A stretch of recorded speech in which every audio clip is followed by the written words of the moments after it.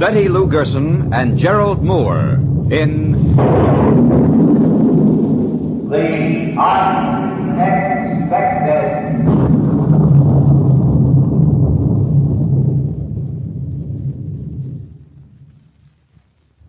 I'll always remember that party. The music, the sparkling chandeliers, the swishing gowns and bright uniforms, and the circle of diamonds glowing around my throat.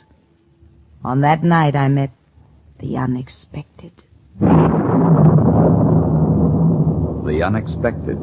A secret future, a hidden destiny waiting for you. Where? When? Who knows? Tomorrow, today, an hour from now, perhaps in just a moment, you too will meet The Unexpected. Before our story, here's a word from our announcer.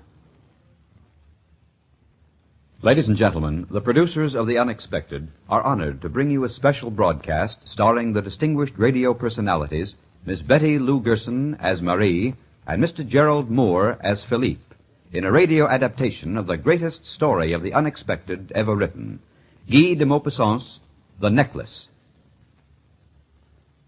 Paris, before the turn of the century. A gay, light-hearted Paris, filled with the scent of chestnut blossoms, the whispers of secret lovers, the laughter of children. A younger city, unaccustomed to the bitterness of tears. Along the Champs-Élysées, smartly dressed women promenade like birds of paradise, nodding to each other, chattering, lifting their long skirts away from the dusty cobblestones. But leaning against a lantern post, a small, bent woman in a shabby homespun dress presents a dreary contrast to this colorful scene.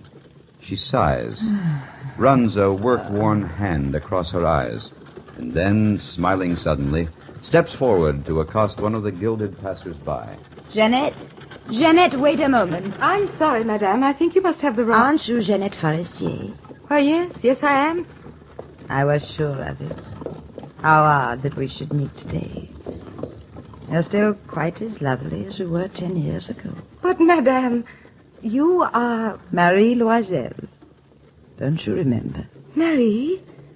Oh, no, it's impossible. Why, you've changed so. It's been 10 years, Jeanette. But you were so young and so beautiful. I simply can't believe 10 that... years is a long time for some people. Oh, my dear. What has happened? Is Philippe... He's quite well. Then... I can tell you now. It's all over, and I can tell you. These 10 years I've hidden in doorways when you passed so that you wouldn't see me, so that you wouldn't know. But now it's over, and I can share my secret. But what has this to do with me? Jeanette, since our last meeting, I have grown old and tired and ugly because of you. What? You and your horrible necklace. I don't know what you're talking about. Remember that afternoon 10 years ago when I came to your house on the Avenue Kléber and begged a favor? Such a very simple favor. Remember, Jeanette? Remember.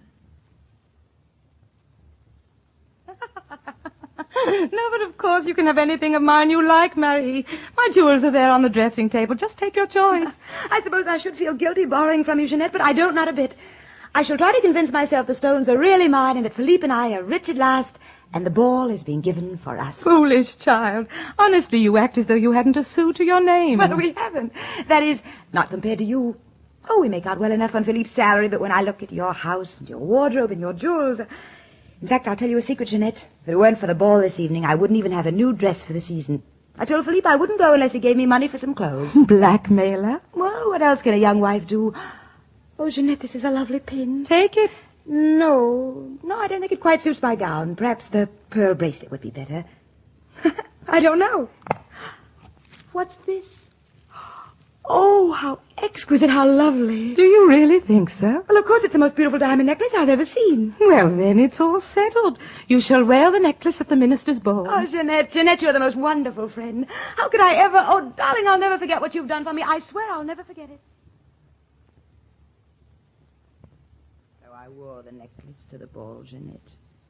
And I had a wonderful night. Philippe and I danced till dawn and fell in love. all over again.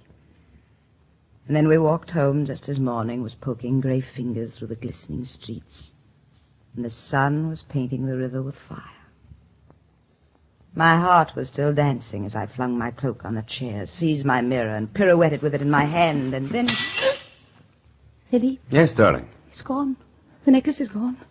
What are you talking about? I've lost Jeanette's necklace. Can't you understand? I've lost the necklace. Nonsense. You had it when we left the party, I remember. Then where is it now? Where? Why, perhaps in the folds of your cloak. No, it isn't there. Well, then your dress. Or in the hallway. Quickly, Philippe, look in the hallway, quickly. Don't get excited, Marie. It's bound to be about somewhere. It's not in my dress, Philippe, or in my bag. I have lost it. I know I've lost it. I don't see anything out here. Don't worry, Marie. I'll go back over the street. You must have dropped it as we came home. Yes, Philippe, you'll find it. You must find it. You must. I couldn't tell Jeanette her diamonds are lost. What would we do? Philippe, hurry, find the necklace.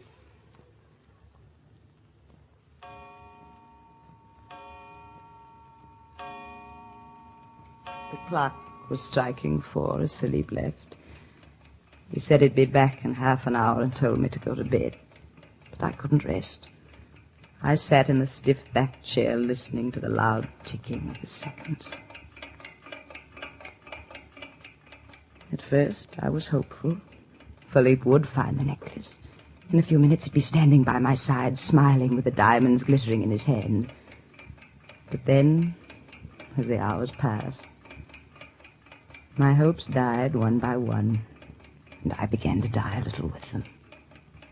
Paris was so big, and the necklace was so small, so very precious. It was nearly 10 in the morning when Philippe returned. His eyes were red and sleepless, and there were dark shadows underneath them. He moved slowly, painfully. Already in one night, he was older. You didn't find it? No, not yet. We've been to the police, advertised in the papers. By tomorrow, we should know something. What will I tell Jeanette? Anything. The clasp is broken. You sent it to be repaired. Anything at all. Just so we have a few days' time. The days that followed were made up of endless searching hours, but still the necklace was missing. By the end of the week, I knew it was never going to be found. But then one evening, Philippe hurried up the stairs and into the apartment. Marie, where are you? What's happened, Philippe? I found a necklace. Oh, where, Philippe? Tell me where. In a shop at the Palais Royal. Oh, you mean you found another necklace like the one I lost? Of course. It's exactly the same. Here. Give it to your friend. Philippe, how much did it cost? How can we afford to pay? 35,000 francs. Oh. I gave the shopkeeper the 18,000 my father left me. The rest I borrowed, here, there. Darling, we'll never be able to return the money. We'll never be able to get out of debt. Do we have any choice? I guess not. And here, take these wretched jewels to Jeanette. Pray that she won't be able to tell the difference. That she'll never know. And you didn't know, did you, Jeanette? I brought you the black leather jewel case and trembled as you opened it. But you only glanced at the clasp that supposedly had been repaired and chided me for taking so long to return it. After that day, Jeanette, I learned what it means to be really poor. Philippe had given notes, committed himself far beyond his income. He'd mortgaged our lives. We gave up our apartment, took a shabby room in an attic. I learned to cook and sew and carry garbage down 6 flights of stairs. Philippe worked day and night, bookkeeping, copying papers, anything to raise a few francs. And I, too, added to the family income, doing washing, even your silk, Jeanette. And still we were poor and hungry and cold. You can have no idea, Jeanette, how much we hated you. But now, today, it's all over. It's all over. And I'm old and coarse and shabby. And Philippe, his hair is white and his eyes are tired. Always his eyes are tired. Oh, my poor darling. No, don't pity me. It doesn't matter, not anymore. Because this very day the debt has been paid in full. Principal, interest, accumulated interest, all of it. Our lives belong to us again. And we're free at last from the curse of that horrible necklace. You think the story is over, don't you? But wait. Wait for... The unexpected. But now, here again is our announcer. And now, Betty Lou Gerson as Marie and Gerald Moore as Philippe in the surprising conclusion to Guy de Maupassant's The Necklace, a drama of the unexpected. This very day, the debt has been paid in full. Principal, interest, accumulated interest, all of it, all of it. Our lives belong to us again. And we're free from the curse of that horrible necklace. Marie. Oh, my poor Marie, how can I tell you? The necklace that you borrowed that evening, the one you worked for 10 years to replace, it wasn't made of diamonds, Marie. My necklace was practically worthless. It was only paste. You have been listening to The Necklace by Guy de Maupassant. It starred Betty Lou Gerson as Marie, Gerald Moore as Philippe, and featured Ida Reese-Marin as Jeanette. It was adapted for radio by Robert Libet and Frank Burt, and directed by Frank K. Danzig. The Unexpected is produced by Alvin C. Gershenson. Now, this is Hal Sawyer, inviting you to listen again soon, when another of your favorite stars meets The unexpected. The Unexpected is a Hamilton Whitney production, transcribed in Hollywood.